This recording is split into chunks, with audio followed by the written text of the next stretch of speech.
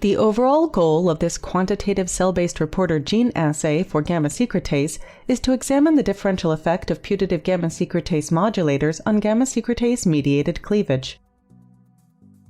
This method can help to answer the key questions in the Alzheimer's disease field, such as identification of novel gamma-secretase modulators for the treatment of Alzheimer's disease.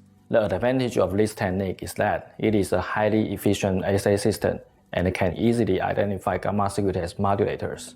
The implication of this technique extends to the therapy of Alzheimer's disease through the potential discovery of anti-AD drugs with minimal side effects.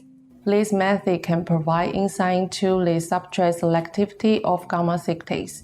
It also can be applied to the studies of other diseases such as neuroblastoma.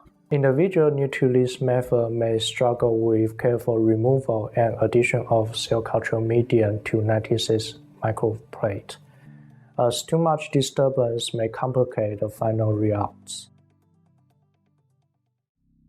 Begin this procedure with preparation of NG and CG cells as referenced in the text protocol.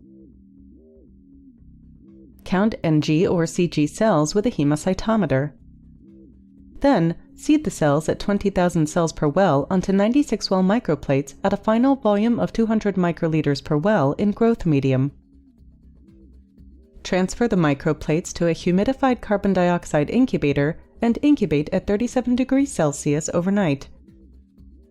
Following overnight incubation, remove 100 microliters of growth medium from each well.